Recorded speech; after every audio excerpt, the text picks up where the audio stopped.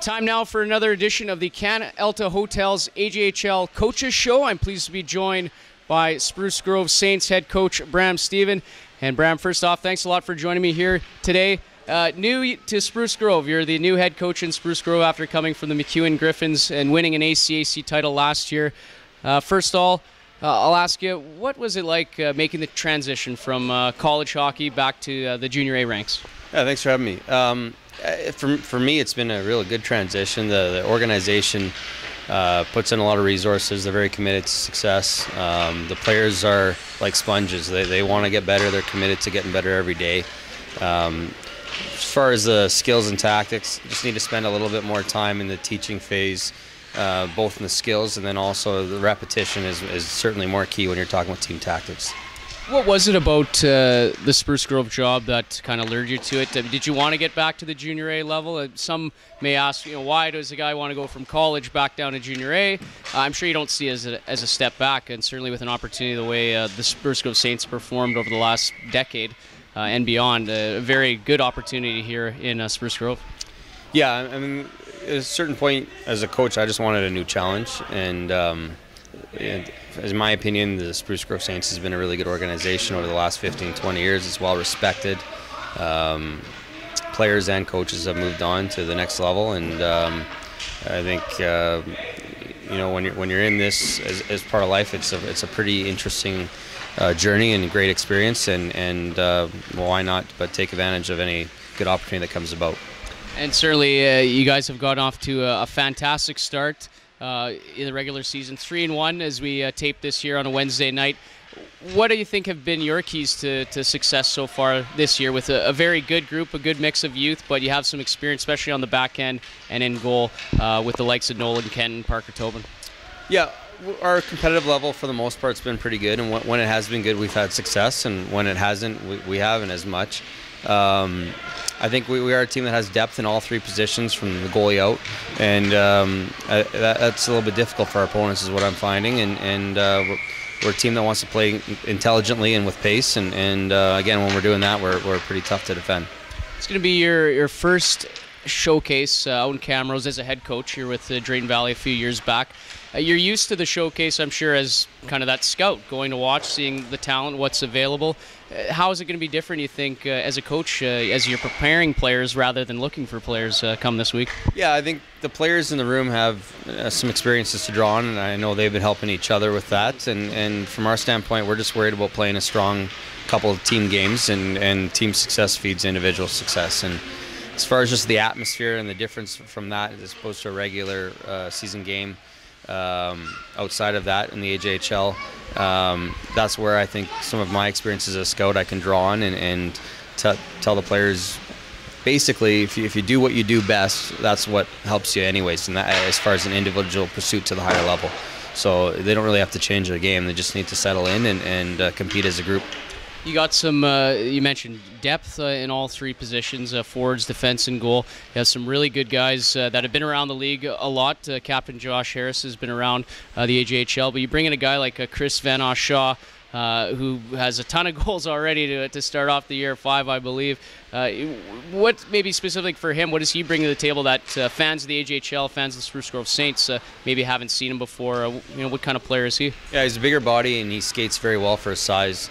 And he's got a good stick in all areas as far as just quick stick on pucks, quick sticks in battles, good shot, good puck handling skills.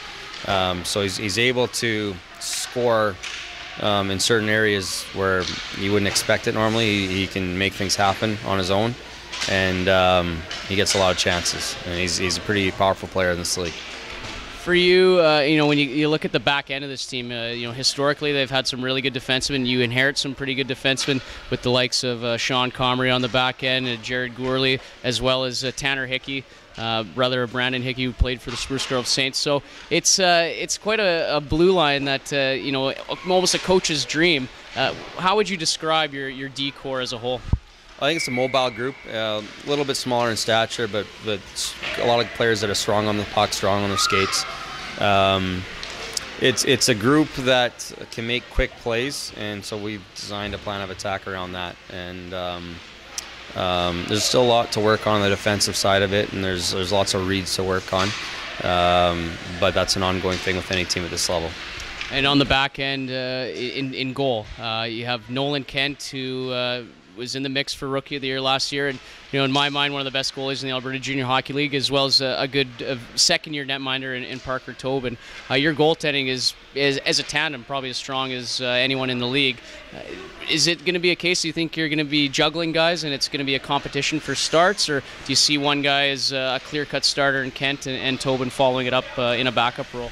Yeah, I think the competition internally will play itself out. I think as a philosophy of an organization, whether it's a forward, defenseman, or goalie, we want to make sure that guys are getting into games and they're developing, and we have the long term in mind. And as we get closer down the stretch, then obviously when you get to playoff time, you generally ride with one guy. So that's where the first 2/3 of the year will somewhat decide that. What are some expectations for you this year with this Saint team? Obviously, they finished high last year, used to finishing high in the North Division standings. For you, where do you see the ceiling for this hockey club? Yeah, we just want to pursue excellence every day. And the results will, I know it's cliche, but they'll really take care of itself. That's what, as a group early on here in our season, we've really focused on. And linking practice to game and getting better one practice day at a time, one game day at a time, one shift at a time, and we're preparing to be our best selves, and when you're playing opponents, it'll just sort itself out. I'll ask you one more. We'll leave it at this. As we mentioned, you won the ACAC title last year with MacEwan University against the Nadukes. A lot of players from the Alberta Junior Hockey League on both those teams, and in that series, you're basically 7 minutes away from losing. You tie things up in that game and ultimately win in overtime. Take us back to what it was like capturing the title in Nate's barn as well on the road. A big win for you guys. Yeah, it's pretty thrilling. I mean, our four, it's best out of 3 series, so our 4 playoff wins, 3 of them were in overtime. It was a really, really high character group, and a group that even down 3-1 and making a goalie change, there wasn't any panic on the bench. And maybe it speaks to the fact that, like hopefully we develop with the Saints, there's a group that pushed as hard as they could, no matter what the situation was, no matter what the day was. And because of that, they were prepared to play full 60, and it was exciting. But I can't say enough about the boys who dug in and got it done there in the last 7 minutes there in an overtime. It certainly was one of the more exciting hockey games one would ever see if they witnessed. Bram, thanks a lot for joining us here on the CanAlta Hotels AJHL Coaches Show. Really appreciate it. Good luck the rest of the year. Thanks very much, Taylor. All right, stay tuned. Throughout the year, we'll have more CanAlta Hotels AJHL Coaches Show as the 2017-18 regular season rolls on.